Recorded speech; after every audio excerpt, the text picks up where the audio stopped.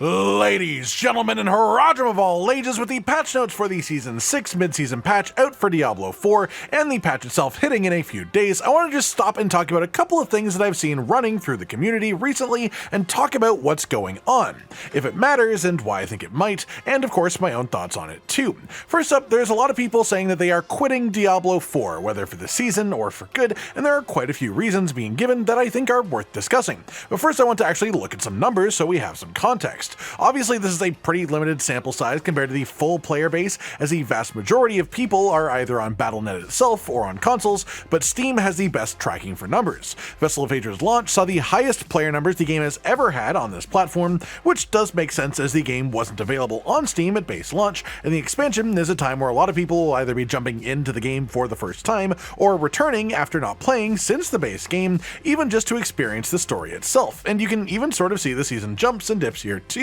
Season 3 was in January, and it's this tiny spike here, which does add up as Season 3 left people pretty underwhelmed on the whole. The middle of May is the spike from Season 4 happening, and Season 4 was very well received, extremely well in fact, and you can see that it even goes up to 29k players. Then a couple of weeks later it shoots up even further to a new peak, presumably due to word of mouth spreading about Season 4 being a notable improvement to the game.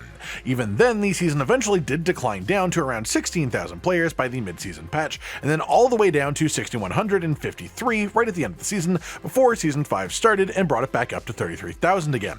This season actually kept people on board much more effectively. Logically, this was partially due to it just being a 2-month season instead of the full 3, so people had less time to get bored, but this also had Infernal Hordes, which is a really fun activity even to run on repeat, and also it was the lead up to actual expansion release, which had people sort of hype for it as well in some cases, and this still dropped down to 11,180 players at its lowest point, which is a much better low point than Season 4. After this, of course, Vessel of Hatred hit here. The game went up to 55,500 players, its all-time peak concurrent on Steam, but comparatively to the previous 2 seasons, the decline, even on the graph, is just visually much steeper. It's been a month since the release of the expansion, and we are hitting the same points in player numbers that we hit after 2 months in the previous 2 seasons. We're down to just under 14,000 players this week concurrently, just slightly more than the full lowest point of Season 5, and that's coming down from a much higher player number to begin with at the start of this season as well. So if we're talking in like proper comparisons, Season 5's lowest point still had 33% player retention from its highest point. Season 6 is currently at 25% player retention from its peak, so if we're talking just pure numbers here, Season 6 is holding players' attention at a lower rate than Season 5 at the very least. And while the lowest point of Season 4 was a much lower number, if we compare 1 month into the season from its start, which is where we currently are for Season 6, Season 4 literally had more players at that 1 month point than it did when it started. So what's going on here? What's the reason for this? What should the developers be taking from it? And is it a big deal?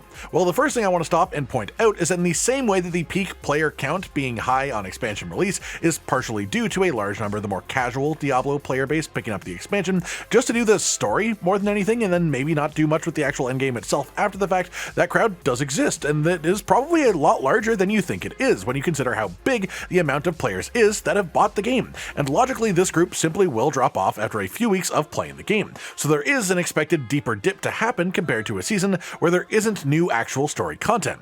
That said, there are plenty of other reasons that players have stopped playing outside of this too, and a lot of people outside of this group have stopped. One of them is balance, of course. With spiritborn doing what it's doing, it is simultaneously making people who don't play spiritborn feel really weak in comparison, and sucking the sort of competitive joy out of the deep endgame for a lot of those players. And yet there are a lot of spiritborn players too who are also just bored by being so insanely powerful so easily, as it makes the game feel so easy in a relatively speaking way, and removes a lot of the challenge, which makes most of the endgame feel pathetic as a result. And so this also caused a bunch of people to stop playing before they normally would in other seasons. Other big reasons are drop rates on ancestral gear and mythic uniques this season just don't feel very rewarding past a certain point of endgame. It just feels like the reward quality does not scale hard enough for really high tier difficulty content, and so you just rarely ever get actual upgrades at a certain point, not to mention the scarcity of full maximum roll legendary aspects for your codex of power. With them being tied to ancestrals, it's just really awful, and so the amount of grind per power increase you get on a character has just really fell just a little bit off, and this has made a lot of people lose interest in the game too. This, combined with mythic uniques now being crafted using runes, has also created a much higher reliance on the trade system and trading websites, external tools that players use to exchange gold for things like maximum roll aspects like we were just talking about, or the runes to craft mythic uniques. But the problem is that the more this feels required to play the game to a different difficulty level, the worse it is for the player base and the community as a whole, especially as that opens the floodgates out to the concepts of real money trading and gold buying, which of course the developers don't want to be a thing for the game at all. That is really bad if it is prominent, but the changes that they've made has made trading as a system more important for endgame gearing, and so that has echoing repercussions to the health of the game with real money systems, until there is just like an in-game auction house that exists, so it can at least be somewhat controlled at the very least. Not to mention, with there still being multiple item duplications that pop up every season, even though they stomp them out, they always return. There's always more, and this ruins the trade economy entirely. It just creates a real lose-lose situation for the player, where you either don't take part in trading and feel weak compared to everyone who does, or you do take part in the trading and it sucks a ton of the time out that you should be spending actually playing Diablo. It's a serious problem. It sucks, and the fact that it even extends to just mythic unique crafting now is just an anti-fun mechanic. Moving away from the things that are and have been, we have the new reasons that players have been dropping out like flies last week especially, which is all in reaction to the mid-season patch campfire chat and then the patch notes that followed it too. There were some good changes in here, don't get me wrong. At least a couple of the balance changes they made will make new builds viable to use, if not just powerful in general. And things like enchanting items now defaulting to the no change option so you can spam more comfortably is going to be a really good thing. This is a genuinely solid change that they have made that will make the game better. But then there are two really big problems with this mid-season patch that I think need addressing sooner rather than later. The first is the spiritborn bugs aren't getting fixed mid-season. I totally understand why they went this route. I don't think there was an objectively correct answer as to whether to fix the bugs and nerf the class mid-season or not to do so, because players had already farmed the gear. There were strong arguments on both sides, but the problem with something like that is the result will always be very divisive, because there are people on both sides, and the side that disagrees with your end choice is more likely to then drop off and stop playing the game, at least for the rest of the season, if they hadn't stopped playing already. As simple as that. The other one though is this is something I think people just aren't talking about enough, which is there's no actual new content coming to the game in the mid-season patch. The biggest changes to the game are changes to some skills. It's balance stuff, but there's no new activities. There's no new event. We even just get the same one that we had for the holidays last year, and a return of Mother's Blessing, which is just experiencing gold increases. There's no legendary aspects or uniques being added in the patch. Remember, they used to do legendary aspects and uniques in mid-season patches, or Abattoir of Seer, that came out in a mid-season patch. No, nothing like that is happening. Instead, what it feels like to me is those things are all being pushed back into the main season releases, the main sort of bunches of content, to make them seem bigger and beefier and more impactful, while trying to breeze past the fact that mid-season is just a much weaker patch than it used to be earlier in the life cycle of the game.